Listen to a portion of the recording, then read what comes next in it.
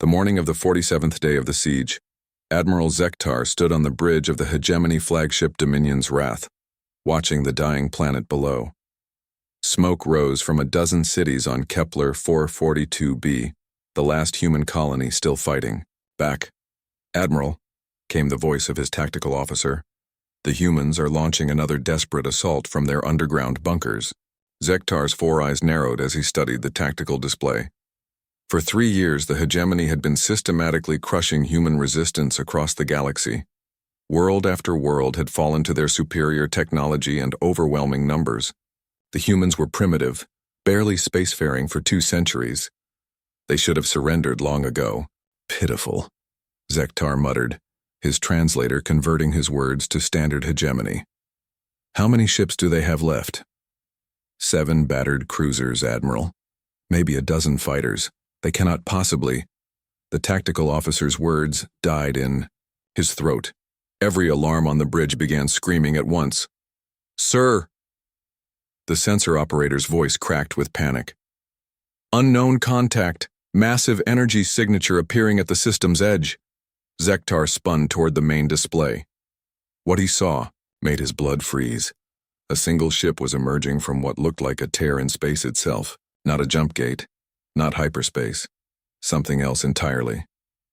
The vessel was enormous, easily 3 times the length of his own flagship.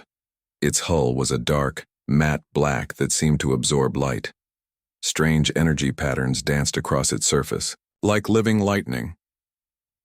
Impossible, Zektar whispered. The humans don't have anything like that. The ship hung motionless for a long moment, as if studying the battlefield. Then it began to move. Not with the lurching acceleration of normal drives, but with a smooth predatory grace that defied physics. Communications, Zektar barked. Hail that vessel. No response, sir. They're scanning us. Some kind of energy beam I've never seen before. On the planet's surface, in the ruins of New Geneva, Captain Sarah Chen pressed herself against the concrete wall of a collapsed building. Her unit, what was left of the 47th Colonial Defense Corps, had been fighting the hegemony for 3 years. They were down to their last ammunition, their last hope. Captain, whispered Sergeant Rodriguez, pointing at the sky. You need to see this. Sarah followed his gaze and gasped. High above, visible even through the smoke and ash, a new star had appeared. No, not a star. A ship, bigger than anything she'd ever seen. Is it one of theirs? Rodriguez asked. Sarah shook her head slowly. I don't think so. The hegemony ships all look the same. Sleek, silver, crystalline. That thing... She paused, studying the dark silhouette. That thing looks like it was built for war. Above the atmosphere, Zektar was having the same realization. The unknown vessel had completed its scan and was now moving toward his fleet with deliberate purpose. Its weapons ports, he could see dozens of them now, were beginning to glow, with an ominous blue light. Fleet status, he commanded. 12 dreadnoughts, 48 cruisers, and over 200 fighters, Admiral, all at full combat readiness. Zektar nodded. Whatever this new threat was, it was still just one ship against his entire armada. The humans had sent their champions to die, nothing more. The unknown vessel stopped exactly 1 million kilometers from the lead hegemony ship.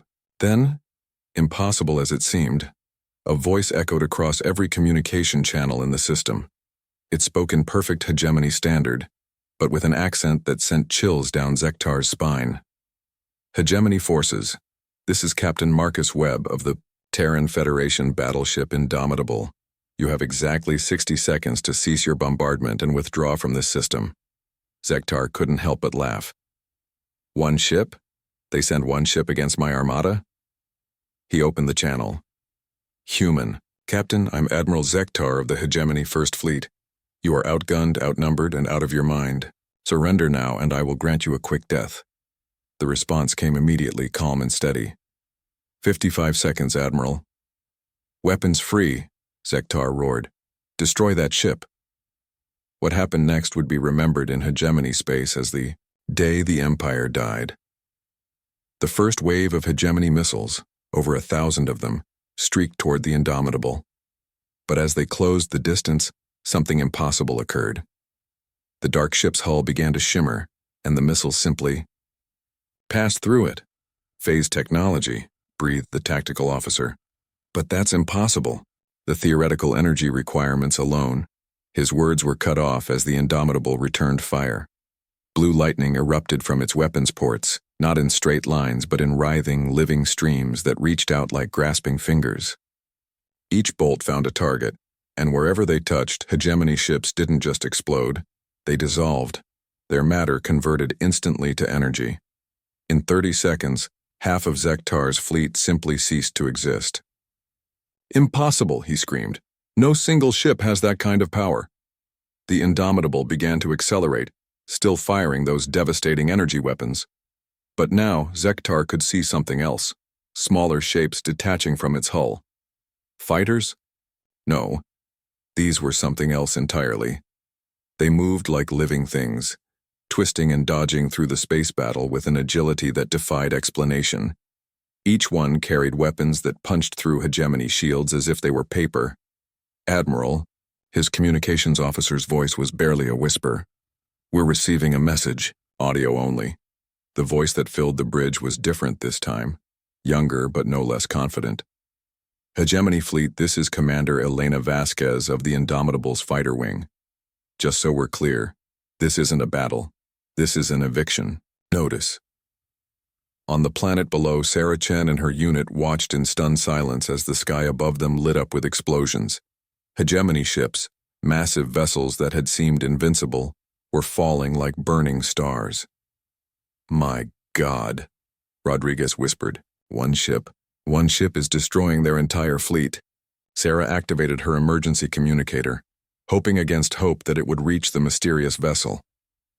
"Unknown ship, this is Captain Sarah Chen, Colonial Defense Corps. We have civilians trapped in the city. Please be advised." The response came immediately, and it was the most beautiful sound she'd heard in 3 years. "Captain Chen, this is Captain Webb. We have you on our sensors. Medical and evacuation teams are en route to your position. Hold tight. The cavalry has arrived." As if summoned by his words, sleek shuttlecraft began descending through the smoke-filled atmosphere. But these weren't like any human ships Sarah had ever seen. They moved with the same impossible grace as the massive battleship above. Back in Namyan space, Admiral Zektar watched his once mighty fleet burn. Of his original force, only a handful of ships remained, and they were fleeing as fast as their engines would carry them. "How?" he demanded of his tactical officer. "How is this possible? Our intelligence said the humans were primitive, barely capable of spaceflight." The tactical officer was staring at his displays with wide, terrified eyes. "Admiral, I'm reading something else. The energy signature from that ship, it's not just advanced technology, it's something we've never seen before. The power output readings are..." He paused, checking his instruments again. "Sir, that single ship is generating more energy than our entire homeworld." The Indomitable had stopped firing. It hung in space, like a dark sentinel, surrounded by the wreckage of the hegemony fleet. Then Captain Webb's voice echoed across the system once more. "Admiral Zektar, I know you're still listening. Here's what's going to happen. You're going to take your remaining ships and return to hegemony space. You're going to tell your leaders that humanity is no longer defenseless. And if we ever see hegemony ships in human space again..." The pause that followed was more terrifying than any threat. "Well, let's just say the Indomitable has sister ships, a lot of them." Zektar wanted to respond with defiance, with threats of his own. But, as he stared at the massive alien vessel that had single-handedly destroyed his fleet, only one word came to mind. "Retreat," he whispered. As the surviving hegemony ships limped away into hyperspace, Captain Sarah Chen stood in the ruins of New Geneva and watched the mysterious shuttlecraft land. Figures in advanced combat armor emerged, definitely human, but wearing technology that was decades beyond anything she'd seen. The lead figure removed his helmet, revealing a weathered face with kind eyes. "Captain Chen, I'm Major Adams, Terran Federation Marines. Sorry we're late to the party." Sarah stared at him in amazement. Terran Federation, I've never heard of. Long story, Adams said with a grin. But the short version is, humanity's been busy while you folks were fighting the good fight out here. Real busy. High above, the Indomitable began to move again, its massive bulk turning toward the outer system. But before it departed, one final message echoed across the comm channels. This is Captain Webb to all human forces in the system. You fought well. You held the line when no one else could. Now it's time to come home. The war is far from over, but humanity is no longer alone in the fight. As the great ship disappeared into another impossible rift in space, Admiral Zektar's surviving vessels were already racing toward hegemony space with news that would shake their empire to its foundations. The humans, the primitive, defenseless humans, had evolved, and their evolution had teeth. 3 days after the Battle of Kepler 442b, Captain Sarah Chen stood in what had once been impossible to imagine, the briefing room of a human space station that dwarfed anything she'd ever seen. The Haven station orbited humanity's new capital, World New Terra, in a system that, according to all her star charts, should have been empty space. This can't be real, she murmured for the 100th time. Major Adams, who had become her liaison since the rescue, smiled sympathetically. I said the same thing when I first arrived. You're handling it better than most. Through the massive viewport, Sarah could see ships, human ships, unlike anything in her wildest dreams, sleek vessels that seemed to flow through space rather than fly through it. Industrial platforms that stretched for kilometers. And in the distance, the construction frames of what looked like an entire fleet of ships similar to the Indomitable. How long? She asked. How long has this been going on? Officially, about 15 years. Unofficially. Adams shrugged. That depends on how you define this. The briefing room doors slid open, and Captain Marcus Webb entered. Sarah had expected someone older, more weathered by command. Instead, she found herself looking at a man who couldn't be much older than herself, with sharp features and eyes that seemed to hold secrets. Captain Chen, Webb said, extending his hand. I apologize for the delay. Fleet Command wanted a full debrief on the hegemony's tactical capabilities before we spoke. Sarah shook his hand, noting the strength in his grip. Captain Webb, I have to ask, where did you come from? How is any of this possible? Webb gestured for her to sit, then moved to a holographic display that materialized in the center of the room. With a wave of his hand, a star map appeared, but not one Sarah recognized. 15 years ago, Webb began, humanity made contact with our first alien species. Not the hegemony, something else. Something that changed everything we thought we knew about the universe. The display shifted, showing a region of space far from known human colonies. They called themselves the Architects, ancient beings who had been watching our development for centuries. They revealed that what we thought was the galaxy, he paused, the map expanding dramatically, was actually just a small portion of something much, much larger. Sarah stared at the display in shock. The familiar spiral arms of the Milky Way were there, but they were surrounded by vast networks of other galaxies, connected by what looked like rivers of energy. The Nexus, Webb continued, a vast network of connected galaxy clusters, each containing thousands of civilizations. Humanity, it turns out, wasn't just isolated in our little corner of the Milky Way. We were quarantined. Quarantined? Sarah's voice was barely a whisper.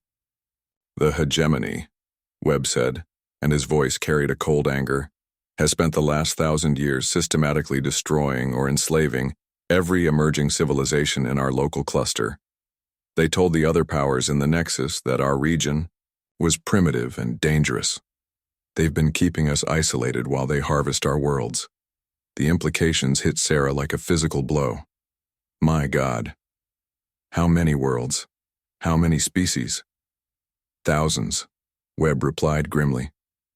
But the Architects saw something different in humanity, something that made them violate their own non-interference protocols. Major Adams stepped forward. The quantum resonance phenomenon. Turns out humans have a unique neurological structure that allows us to interface directly with certain types of advanced technology. The architects had been looking for a species with this capability for millions of years. Webb nodded. They offered us a choice: accept their help and technology in exchange for becoming their partners in opening the Nexus to free trade and communication, or continue fighting the hegemony alone with primitive weapons until every human world was glass. Not much of a choice, Sarah observed. No, Webb agreed. But it came with conditions. The partnership had to be secret until we were strong enough to defend ourselves. The architect technology could only be used by volunteers who understood the risks, and most importantly, we had to prove we could use this power responsibly. The display changed again, showing the construction of massive shipyards and hidden systems. For 15 years, we've been building a fleet, training crews, developing tactics. The Indomitable and her sister ships represent the first generation of human architect hybrid technology. Sarah studied the technical readouts that appeared on the display. The energy outputs were staggering, beyond anything she thought possible. How many ships like the Indomitable do you have? Webb's expression grew serious. Currently operational? 7. Under construction? 43. But here's the thing, Captain. We're not the only ones the architects have been working with. The star map zoomed out again, showing markers scattered across multiple galaxy clusters. There are 12 other species in the Nexus who have been secretly developing similar capabilities. The hegemony thinks they're the apex predator in this region of space. They have no idea what's coming. Before Sarah could respond, alarms began sounding throughout the station. Emergency lights bathed the briefing room in red as automated voices announced, "All senior staff to battle stations. Priority 1 message from long-range reconnaissance."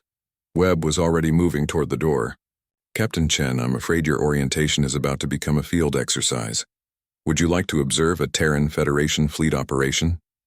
Minutes later, Sarah found herself on the bridge of the Indomitable, a space that defied every convention of starship design she'd ever known.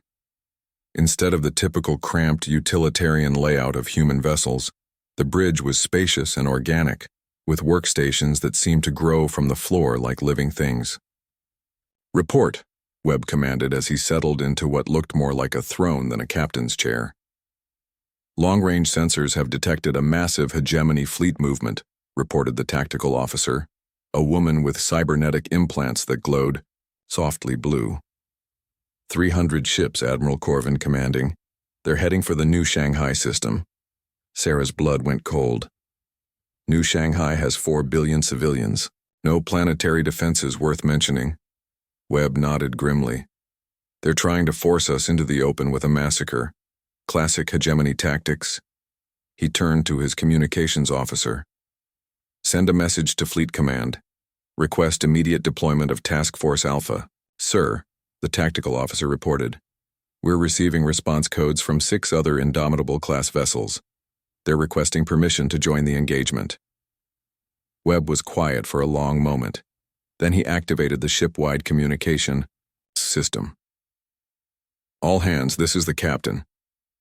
3 hours ago, the hegemony launched the largest fleet in their history toward a defenseless human colony. They believe that superior numbers will allow them to repeat their previous massacres." He paused, letting that sink in. "They are about to learn why the architects chose humanity as their partners. Battle stations. Prepare for immediate departure." As the Indomitable began to move, Sarah felt the ship's impossible drive system engage. There was no acceleration, no sense of movement. One moment they were at Haven Station. The next, they were traveling through what looked like a tunnel of swirling energy. "Architect spacefold technology," Webb explained, noticing her amazement. "We'll reach New Shanghai in 40 minutes. The hegemony fleet won't arrive for another 6 hours. Sarah stared at the swirling energy patterns outside the viewports. "This is really happening, isn't it? We're actually going to fight them." Webb's expression was deadly serious. "Captain Chen, what you witnessed at Kepler was a skirmish. What you're about to see at New Shanghai." He turned to face the main display where tactical projections were already showing the approaching battle. "This is where we demonstrate to the hegemony that their empire's days are numbered." As if summoned by his words, 6 other massive shapes materialized in the energy tunnel alongside them, the sister ships of the Indomitable, each one a testament to the new power humanity had become. But even as Sarah marveled at the impossible fleet around her, she couldn't shake the feeling that they were missing something important. The hegemony had ruled this region of space for 1,000 years.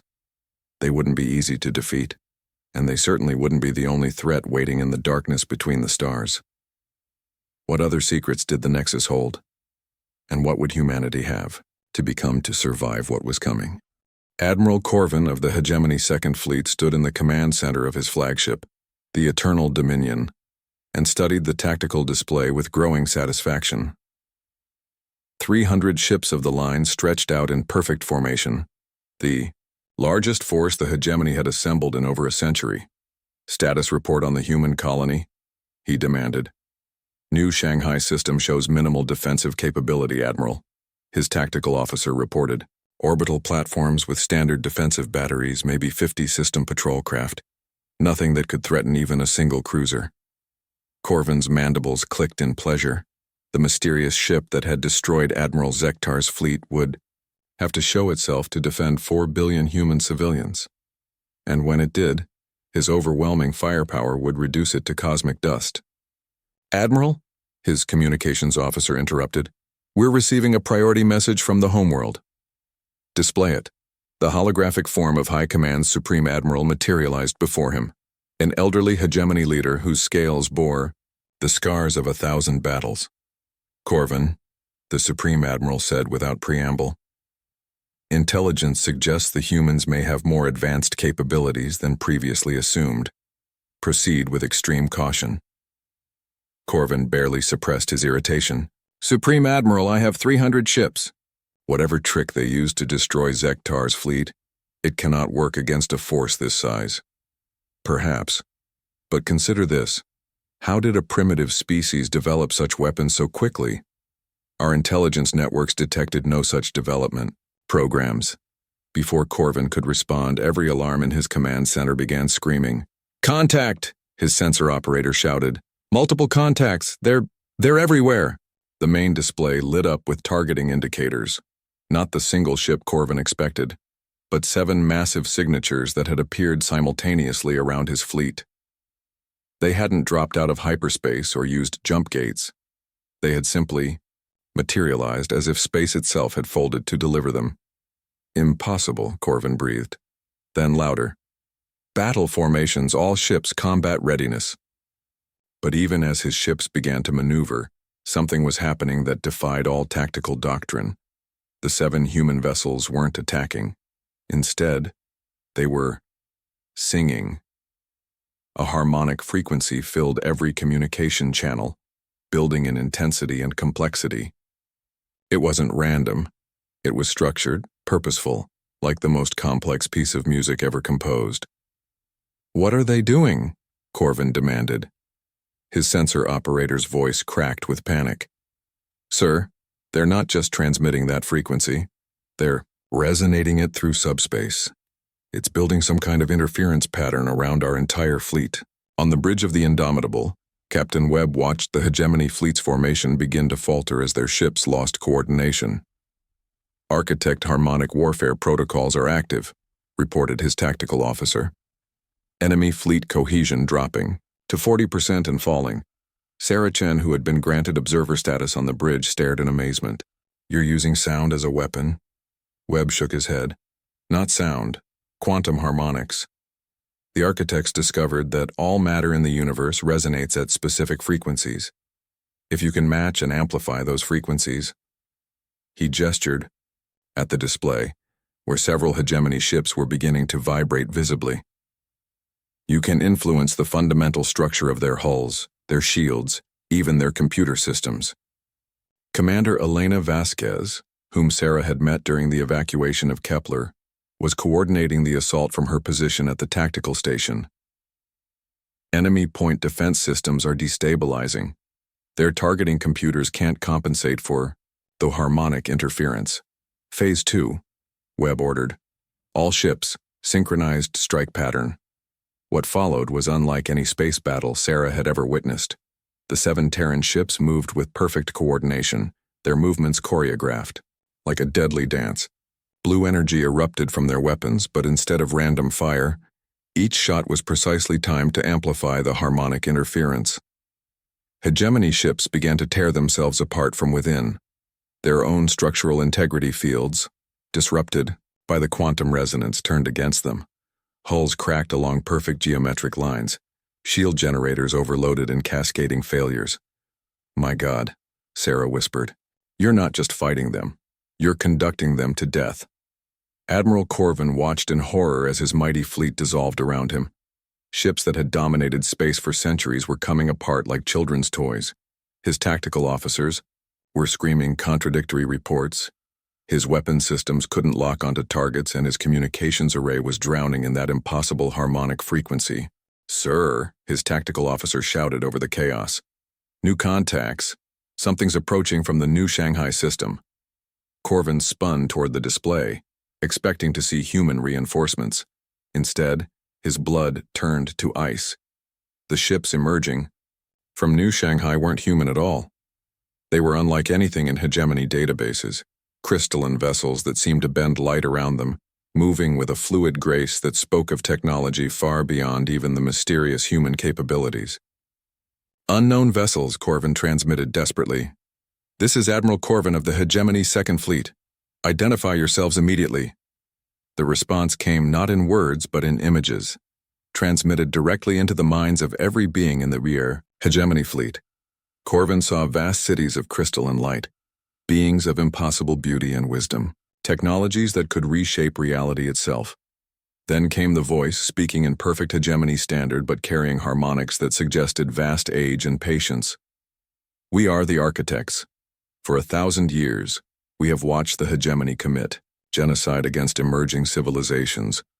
For 1,000 years, we have been patient, hoping you would evolve beyond your predatory nature." The crystalline ships had formed a perfect sphere around both fleets, their hulls beginning to glow with increasing intensity. "That patience has ended," the voice continued. "Humanity has proven themselves worthy partners in the preservation and cultivation of life. The hegemony has proven themselves incapable of change." On the Indomitable, Webb received a priority communication on a channel he'd hoped never to hear again. "Captain Webb," came the voice of Architect Prime, the entity who had first made contact with humanity 15 years ago. "Phase 3 of the Liberation Protocol is now active. Please withdraw your forces to minimum safe distance." Webb felt his heart sink. He'd known this moment would come eventually, but he'd hoped. "Architect Prime, surely there's another way. Not all hegemony forces are. The time for half measures has passed, Marcus Webb. The hegemony leadership has made their choice. Stand clear." Webb looked around his bridge, seeing the same grim understanding in every face. "All Terran ships," he transmitted. "Immediate withdrawal to 50,000 kilometers. Implement full defensive protocols." As the human ships pulled back, the architect vessels began to sing their own harmonic pattern. Deeper, more complex, older than the harmony the Terran ships had created. But where the human frequency had been a weapon, this was something far more terrible. It was a judgment. Admiral Corvin felt it first as a tingling in his extremities, then as a growing warmth throughout his body. Looking around his command center, he saw his crew experiencing the same sensation. "Sir," his medical officer reported, voice filled with wonder rather than fear. "We're experiencing cellular regeneration at the quantum level. It's repairing damage, reversing aging, eliminating disease." But even as Corvin felt decades of wear and battle fatigue lift from his body, he understood the true horror of what was happening. The architects weren't killing them. They were making them immortal. "Unknown alien civilization," Corvin transmitted desperately. "We surrender. We'll withdraw from human space immediately." "Admiral Corvin," came the patient reply. "You misunderstand. This is not a battle. This is a gift. You and your crews will live forever in perfect health and perfect clarity of thought. You will spend that eternity contemplating every life your empire has ended, every world it has burned, every species it has driven extinct. The Implications hit Corvin like a physical blow. Immortality wasn't a gift, it was the ultimate punishment. To live forever with the weight of 1,000 years of genocide, unable to forget, unable to die, unable to escape the consequences of their choices. "No," he whispered. "Please." But the architect ships were already fading, their work complete. The surviving hegemony vessels hung in space, their crews now immortal. Their empire's crimes burned forever into their enhanced consciousness. On the Indomitable, Sarah Chen stared at the aftermath in stunned silence. The hegemony fleet still existed, but she could see on the life sign monitors that something fundamental had changed in every crew member. "They're all still alive," she said quietly. Webb nodded, his expression grim. "The architects don't believe in execution. They believe in education.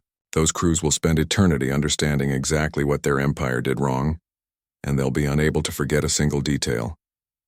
And the rest of the hegemony? Their homeworld? Their colonies?" "That," Webb said, turning toward the main display, where long-range sensors were detecting massive architect fleet movements throughout the galaxy, "is what Phase 4 looks like." Sarah watched the tactical display as dozens, then hundreds of architect signatures appeared at strategic points throughout hegemony space. Not to destroy, but to transform. To force an entire civilization to confront the weight of its actions. "What happens now?" she asked.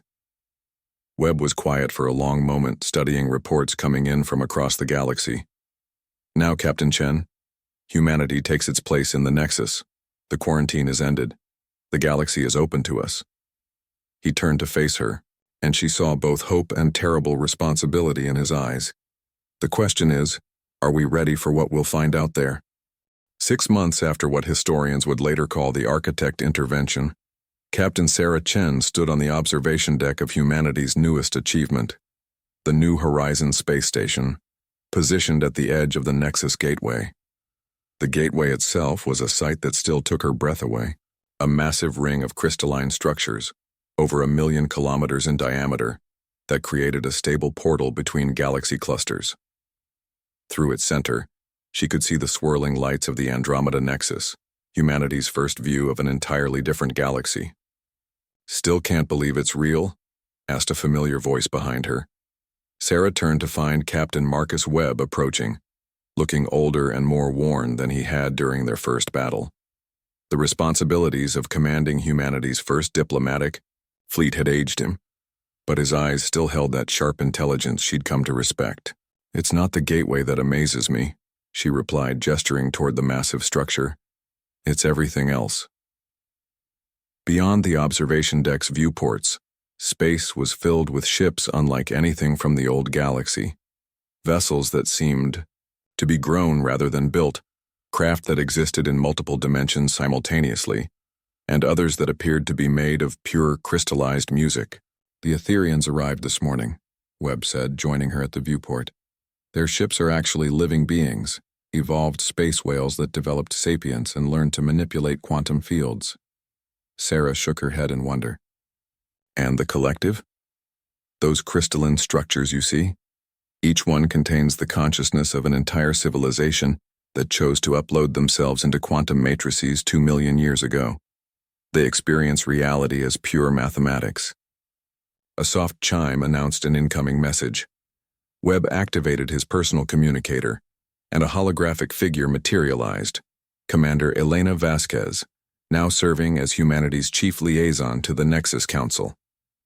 "Captain Webb," Elena said, her image flickering slightly due to the vast distances involved. "The council session is ready to begin.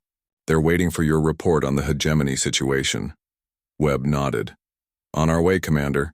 Any word from the survey teams?" Elena's expression grew serious. "That's what we need to discuss. The teams have found something in the old hegemony space, something the architects are very concerned about." 30 minutes later, Sarah found herself in the most surreal meeting of her life. The Nexus Council chamber was a vast sphere of energy that existed in folded space, allowing representatives from hundreds of civilizations to attend simultaneously regardless of physical location. Floating around the chamber were beings that defied every assumption she'd held about life in the universe. The architects, whom she now knew were actually a collective consciousness inhabiting bodies of living crystal. The Etherians, massive whale-like creatures whose songs could reshape reality, beings made of pure energy. Others that existed partially in multiple dimensions, and some that were so alien she couldn't even determine where their consciousness resided.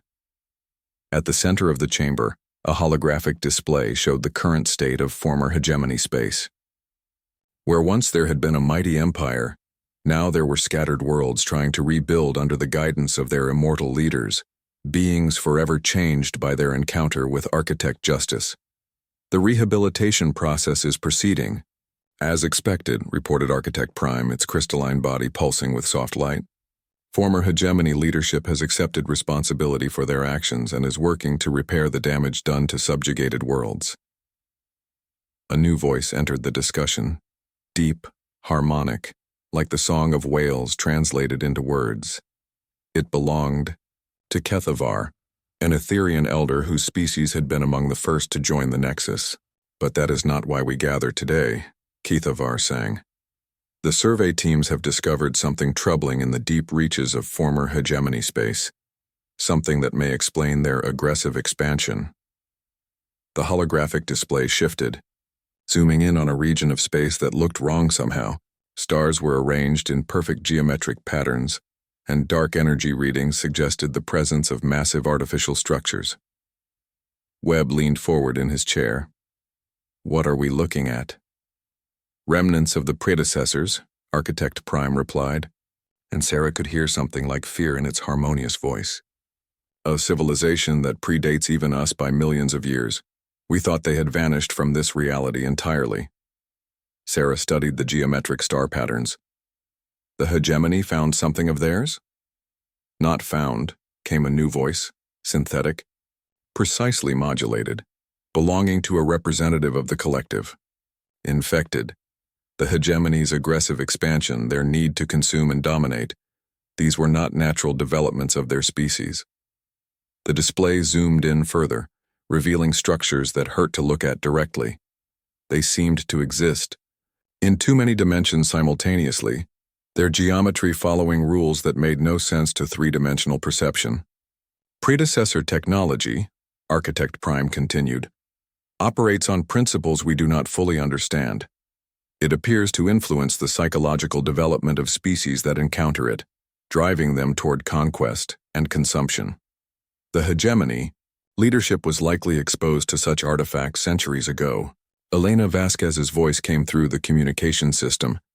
That would explain their behavioral patterns, but if this technology is still out there, then other species may be at risk, Webb concluded grimly.